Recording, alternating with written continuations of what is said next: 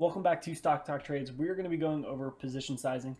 This is easily one of the most important things out there on the market. So we're going to go with the basic ABC setup. And this is an 80-20 setup.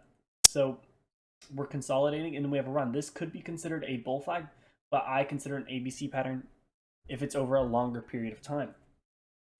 So let's say you see an ABC pattern forming, you have volume, and you see that as we break out or as we touch this final point, we're getting increasing volume to the breakout. So let's say you don't get the best of entries.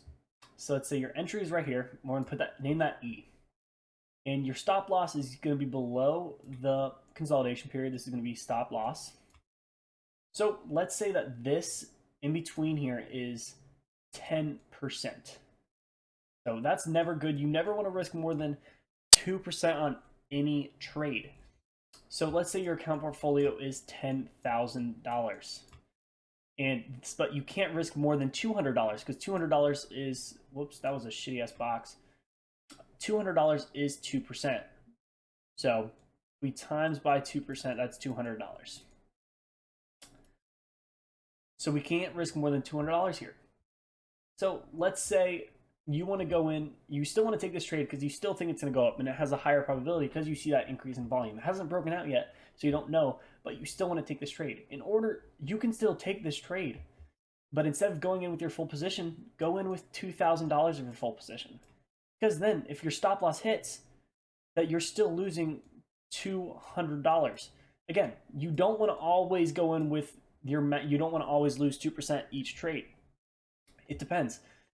If you have, for this, if a 10% downside, you'll go in with that size. If there's a 20%, like obviously you won't take this trade unless there's a 20% take profit or more.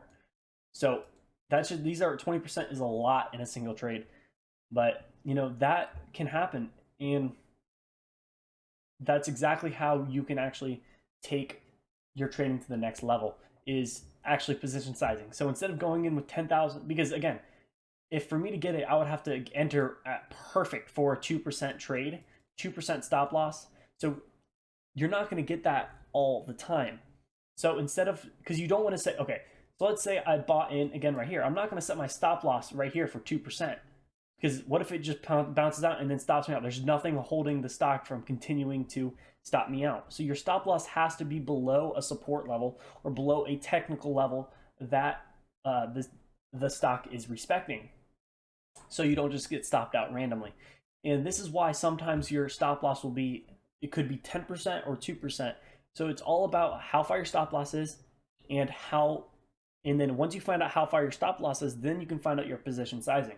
I hope that made sense. And this is actually, if you guys want a more in-depth analysis, let me know in the comments and I'll actually spend a lot more time developing more of a script and actually getting a pen and paper or pen and whiteboard, drawing it for you guys, making it way more visual. So if you're interested in that, make sure to give this video a thumbs up and comment down below if you want to see this again.